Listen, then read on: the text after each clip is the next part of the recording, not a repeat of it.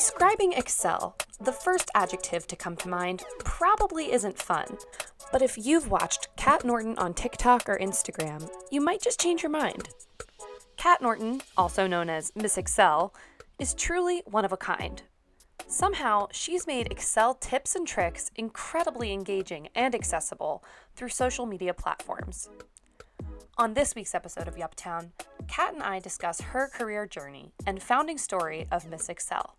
Plus, she'll share how removing barriers and limiting beliefs can help anyone achieve personal and professional goals. I'm Victoria Principato, and this is Yuptown.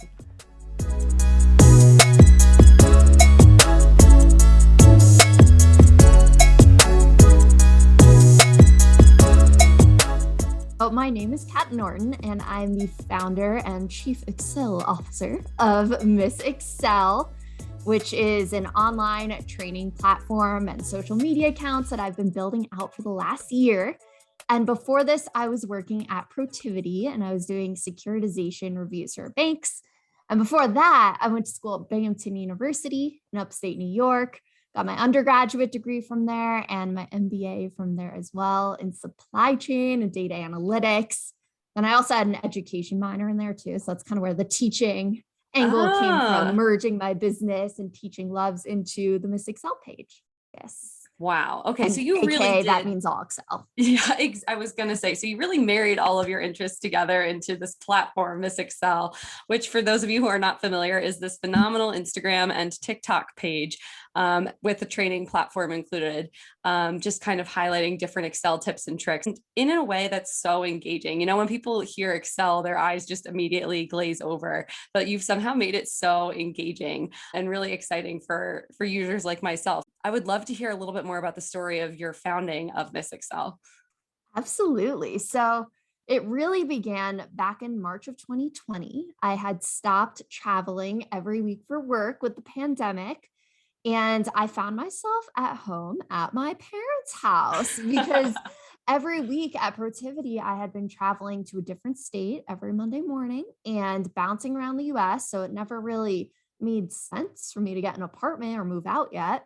But with the start of the pandemic, I was truly home.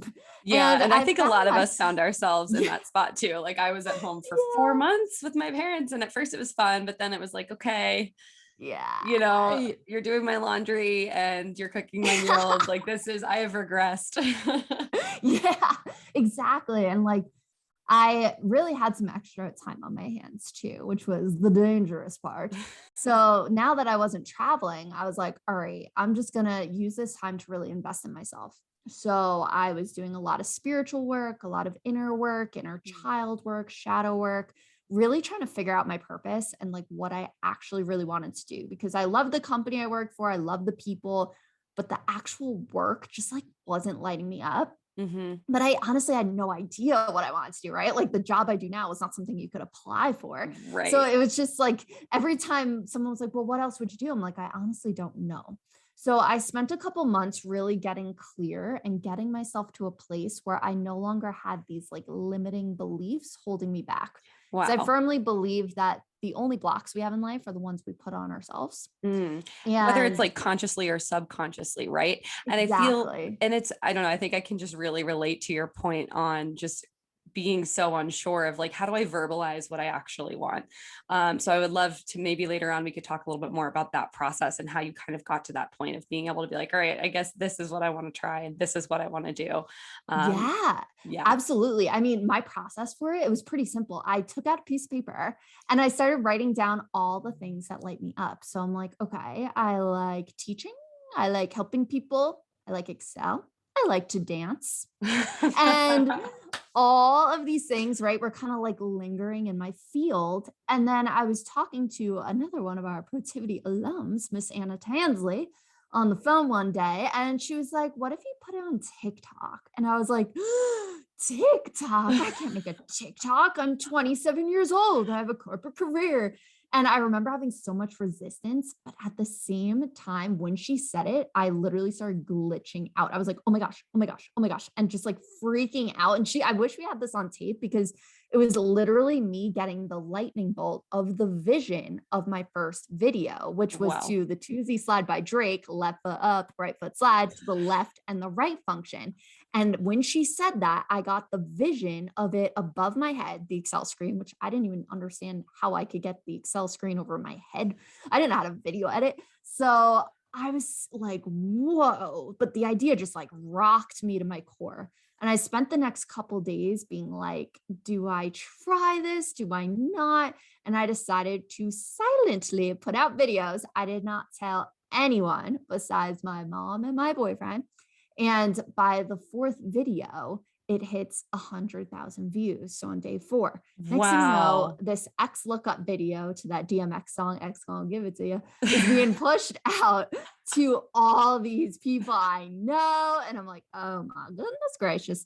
And then by the 6th video, so it's day 6 on TikTok, Right. the CEO of an IT company reaches out to me and is like, hey, I love your teaching style. I'm looking for training videos in G Suite products, now Google Workspace, versions for students, parents, and teachers, because this is when all the schools were going digital. Right. So I'm clearly a Microsoft gal, but at this point, I'm like, I'm a really fast learner.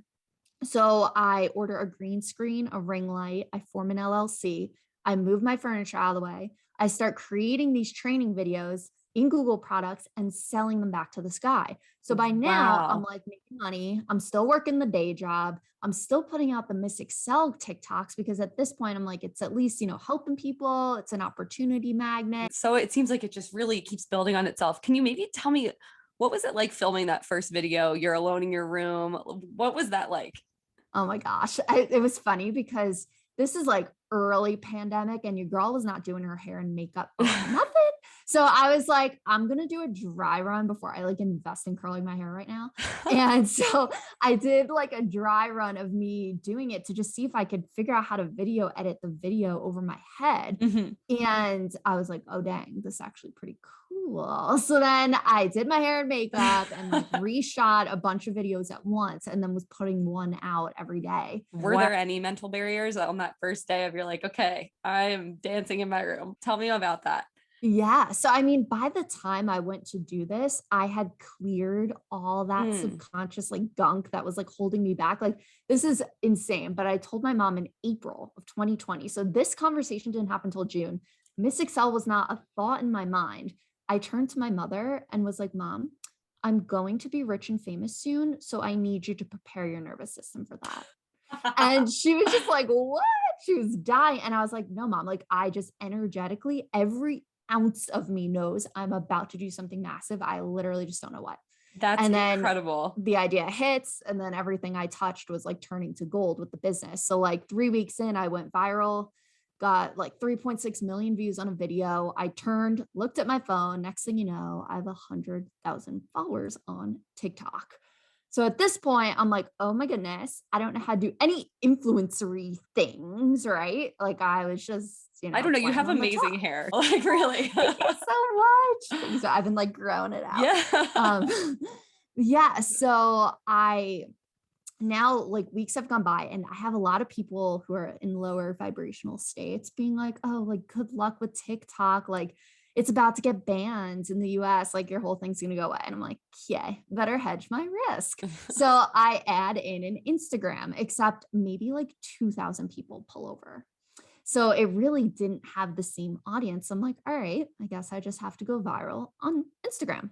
So I start putting out Instagram reels because this is right when reels started coming out. And next thing you know, I grew a 50,000 people following in a week. Wow. And then ever since then, I get these intuitive hits of what the viral video will be.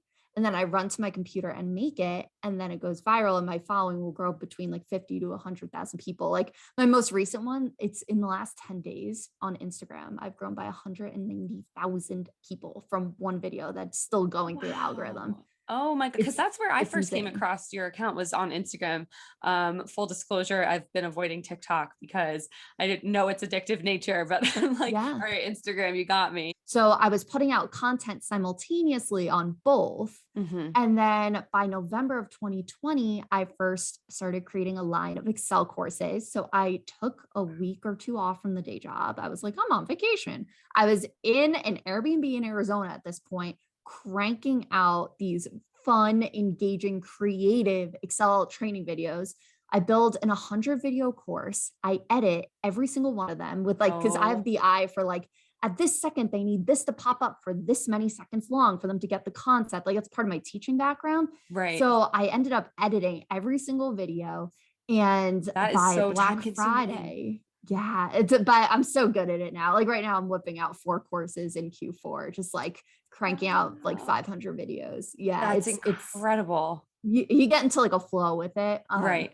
But yeah, the course started selling Black Friday of 2020. And then by January, it was outperforming my day job in terms of how much it was bringing me in every month. Wow. So at this point, I talked to a business coach and she was like, oh, what are you doing at your day job? And I was like, I don't know, health insurance benefits, And she was like, you need to quit. And we're going to set a deadline for you to quit by. And I was like, oh.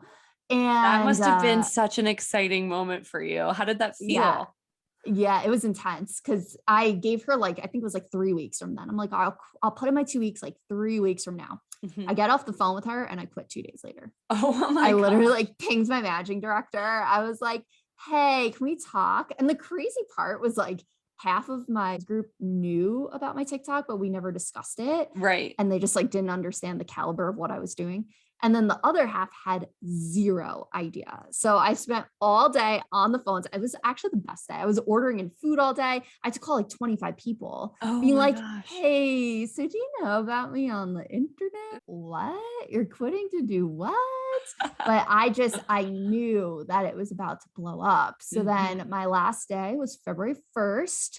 And at that point, I was like on my own. So I start whipping out a second Excel course. This one was my advanced course, started bundling them together. And next thing you know, Business Insider reached out asking to do a feature on me. Wow. And I was like, holy cow. And right around the same time, the feature launches. I have my first 6-figure month. The sales start pouring through. I'm like, oh my goodness, everything just started like ramping up. Wow. And then my boyfriend and I were like, all right, let's go to Hawaii. Because at this point, we had been doing the digital nomad lifestyle. So for May and June, we moved to Hawaii. Just to like, so this was 1 year after you said to your mom, I'm going to go do something huge.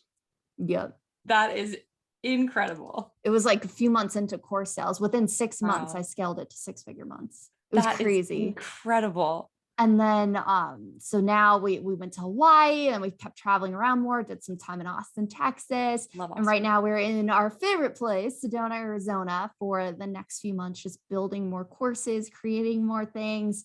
And the following has since grown to over 1 million people across the platforms, which has been really, really cool to watch it just expand and grow, and to really being able to help so many people is something I have to constantly be doing work on my energy field to be able to hold all of the attention and questions and things that are coming in from people, because so I don't get overwhelmed, right? Because right. You open up your DMs and there's just hundreds of messages every day between Excel questions. People want bulk sales. People listen to a podcast I was in and like want to let me know their thoughts, which I love all of the things.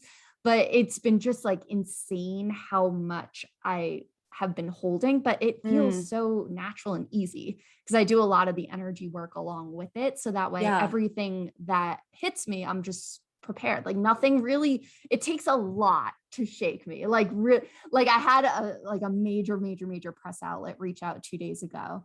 And that was one of the first ones that really like made me cry. Like a lot of things, because my body's usually energetically like 10 steps ahead of me. So when these things happen, I don't really feel anything, but that one got me. So I'll let you know after. I'll keep an eye out. So you mean it wasn't this podcast that was the major outlet that was reaching out to make you cry? Perhaps. No, I can't wait to hear about what it is. I'm sure I'll see some headlines coming up. That's so exciting. So you talk a lot about, working on your energy and trying to keep yourself energized. Can you tell me a little bit more about that and what that looks like for you? Yeah, absolutely. So it was kind of a three-step process for me to really get to a place where I ditched my limiting beliefs because I grew up with an anxiety disorder. I was incredibly shy. I hated any attention on me. And it's hilarious now to see, especially like my parents' reaction when, like, the first time I was in Business Insider, they're just like, what? Like, who is this? Or when they see me speak, they're like, who are you? Because it's really like, this is where I try to show people how you can just totally overhaul these things that you feel are holding you back and feel out of alignment for you. Mm, I did it in like 2 months. I just every day for 2 months, it was like 20 minutes a day. I was going inward and doing these essentially like hypnotizing yourself. So your subconscious mind comes forward. You start thinking of things like from your childhood that you haven't thought of in years. mm. And it helps you go in and reprogram those memories. So an example of that is like, I had this vision of me in preschool. If I thought of preschool me, instant vision was me crying, teddy bear, freaking. And I talked to my mom about it. And I'm like, Mom, was that me like every day? I was just so scared to Mm. be away from you and to be in preschool. She was like, Kathleen, that was like 2 days. And of course, those are the only two Wow. days you remember, right? Because Right. those were traumatic. So, what Right. you do when you go into these hypnotic meditations is you essentially show your subconscious there could have been another way. So, I would like envision myself in preschool having a great time, like I was the other days. And that neutralizes that memory and it neutralizes the Interesting. electric charge of it. So now you stop calling in things into your realm and into your current reality that are related to that darker electric charge that you were putting out at one point. Completely. And the way, So, like, the way that our brain holds on to different memories, I've been reading this book. I don't know if you've ever heard of it. It's called Thinking Fast and Slow. no. It's very interesting. It's just kind of about how the brain is kind of broken down into two different systems, like our past and present. Those past memories can shape our current experiences. So it's interesting that you're kind of talking about this like meditation, but also with psychology too. Absolutely, because between the ages 0 to 7, we don't have critical thinking skills yet. So Mm, everything is incredibly dramatic. Like your mom yells at you, it's not because she had a rough day and spilled coffee on herself and was in a bad mood. It's like, oh my gosh, like I'm she terrible, hates. internalized. Mm, And that's where you kind of go in and you're able to soften these things that are being projected into your life now. So once I went in and did that and I reprogrammed all that, I was like, whoa, I can literally do anything I want to. And I got to wow. that place where I just every ounce of me believed that.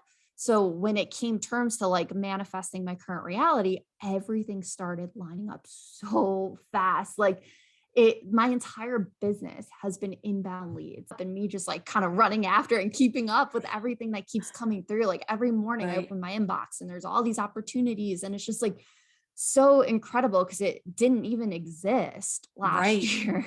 And That the is whole crazy. thing scaled so quickly. But the biggest part was my mindset. If I Mm, was sitting there being like, you can't do that, or you don't deserve that, or, you know, because you can only call in what is equal to your self worth.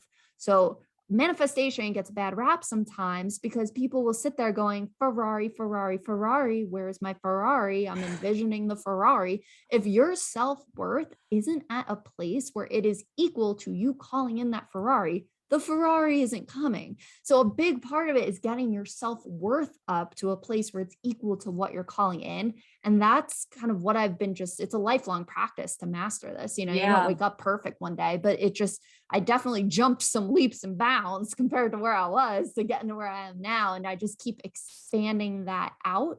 So Mm, everything just keeps lining up.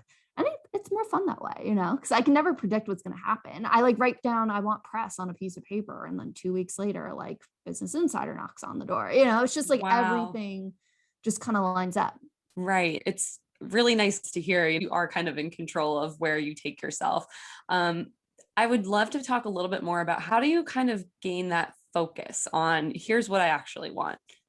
Yeah, absolutely. I mean, for me, I focus more on the feeling I want to have than the what. Mm, Because a big thing with manifestation and like co creating your reality is a lot of the times what you will be delivered is something in another package, or it looks a little different, or it's just like something way bigger than your conscious mind could have ever imagined. So my biggest things, I was like, I want financial abundance. I literally don't want to feel money. I want to just be able to do anything I want to whenever I want to. Second thing was I wanted geographical freedom. I was like, I want to move around, live wherever I want, whenever I want, and have everything support me in that. And those are like the two big things that I really started with. And since then, it's all like come through, and like everything just started compounding from there. And now, like, we're calling in, we want a house. Like everything's just like lining up, the little things that we want to call in, but it's usually a feeling.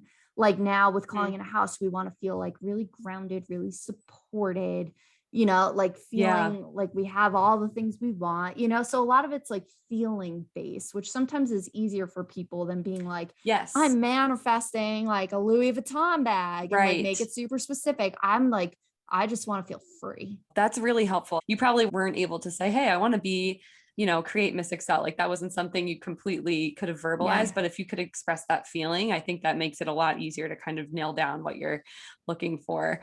Kat, do you have any final words of advice, for anyone who's interested in starting their own venture? Any advice would be great.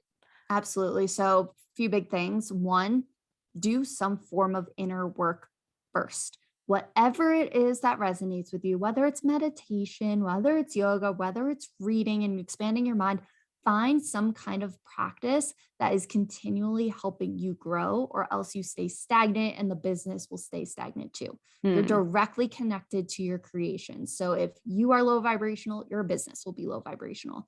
So it's really going in and expanding that container so you can keep growing things. That's one thing.